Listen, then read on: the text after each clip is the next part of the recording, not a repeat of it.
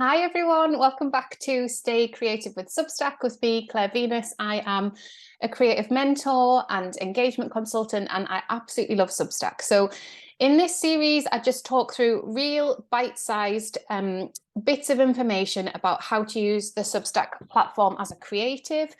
Today's session is going to be a little bit around design and the way that you can set your Substack up to reflect your brand colors. So we're going to dive over, I'm going to share my screen. I'm going to talk you through how I set up my Substack and the color palette I use and why, the text that I use and why, and the format that I've got set up as well. So I'll just share my screen with you guys. Always wants to tell me that I'm going to go into the Zoom window that I don't want to do. Just be a second. Slow internet. Okay. So my screen is playing up a little bit today, so it's a little bit dark. So hopefully I can see this okay. I'll probably just reset my Mac in a minute and it'll be fine. So here in the settings in your back office of Substack, there's a place that they've titled website. Now Substack are always tinkering about with the back office. So if you're watching this video in the future, they may well have changed what this looks like. But under the website part, and you can jump around, if you press any of these, it'll just jump down to the bit that you want to have a look at in your back office. So under the website, you've got your site design.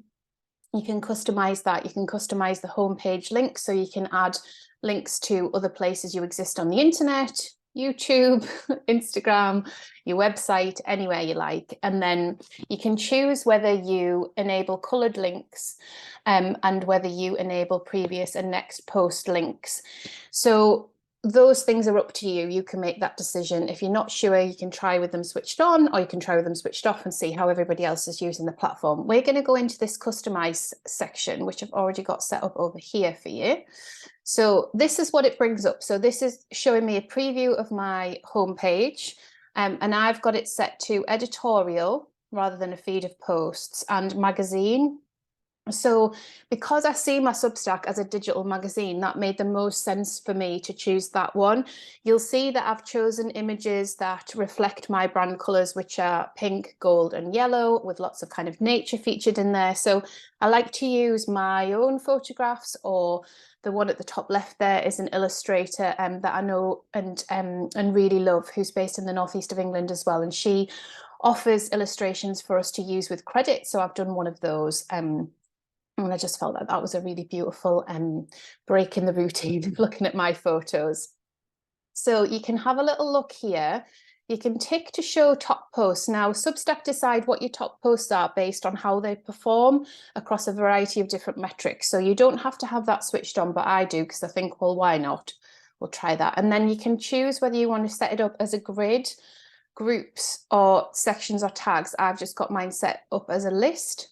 So this is, as we scroll down, you'll see how everything feels. I just feel like that's quite good for me in terms of, you know, just a bit of a snapshot of the different posts that I have. These are in a chronological feed, and this middle one is pinned to the middle, so people can click that Substack contents page, which I've just built it as a post actually, because I couldn't fathom out another way to do it at the time. And then you can see anything with the padlock on is locked to paid members, but I quite often offer a preview of those posts before I lock them behind a paywall. And then there's a little bit of blurb about me and what I offer, and you can just keep scrolling down there, and that's the format. So you can change that, like I say, in layout. If you want to play around with how things look in the other layouts, that's totally fine. In here, you can have a little look and see how things are going to look if you switch it up and look at different feed options there of how people see the different things that you publish. So coming down to design, I've chosen to keep the web background white, simply because I'm a big fan of simplicity on the internet. And I feel like when people see the Substack homepage on a desktop, people have been quite quirky around what color palettes they want to use, and I actually find those really hard to look at. And then when I go to write a comment on the desktop, I've got to kind of filter lots of information out around the color that they've used, and I just prefer to offer just a white background. I have one on my website as well, you know, I'm not a web designer. I am just a creative, and this is personal preference, but I just find it a lot cleaner and a lot more easy to navigate. So hopefully it invites people in to kind of spend more time on my page.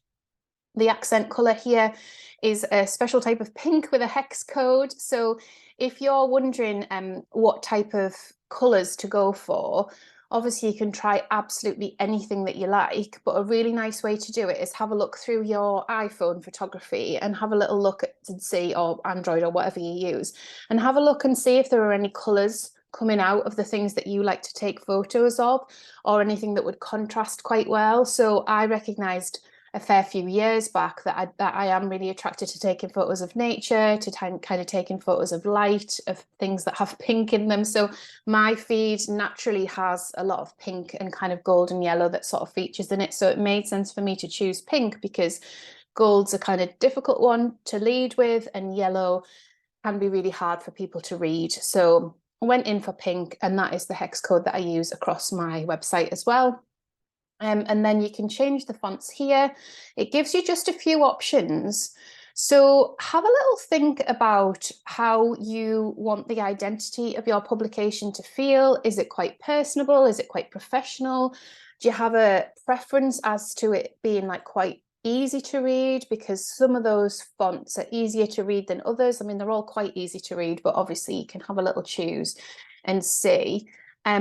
I'm just going to see if I still have it. I used to have something on here. I think it might be this one. Yeah. So this one is called Color Pick Eyedropper. So it's a Google Chrome plugin. And what you can do is you can hover over an image when it loads.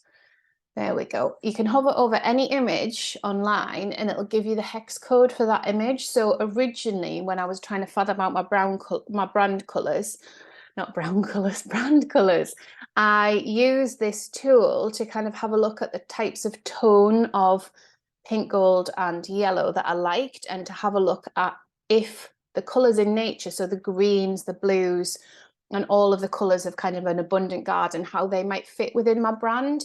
It's quite a complicated process to go through, but I think that it's really worth it, because it sort of gives you that sense of identity for your Substack, which is really nice. So I'll go back in so you can see it again. So it's just called Color Pick Eyedropper, and it's spelt the American way. You install that extension and then you can get the hex code of absolutely any color, which is lovely, isn't it? So we'll just pop over to my home page now. So this is where people are likely to land if they go to my profile, and then if they want to see the publication that I have, Creatively Conscious, then they come over here, and you can see, as it was showing us in the back office, how that's all designed with the menus here.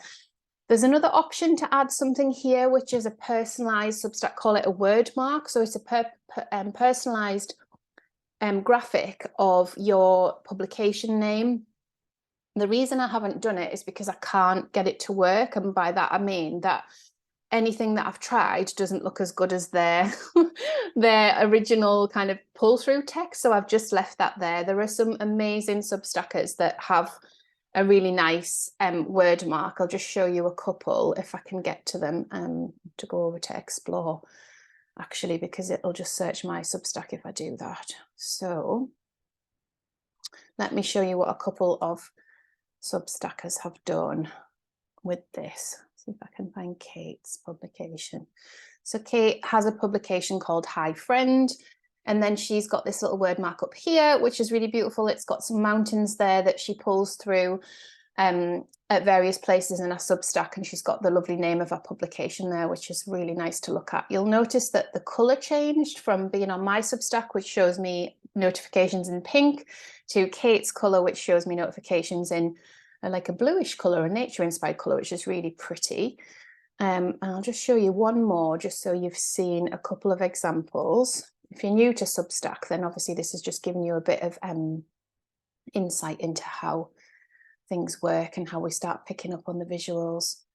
So this is Salted by Louisa, who I seem to chat to a lot on Substack. She is an amazing writer and lives by the sea, so we've connected over that. So you can see Louisa's put her logo front and center. She's got this lovely New to Salted Start Here page, which is really informative and interesting. And then the word mark up here, she's managed to get one in there that looks really lovely, doesn't it? So our publication is called Salted, but she's got her name up there, which I think is a really interesting move. I think it works really, really well. And you start to see a bit of a sense of what she writes about and what she's all about.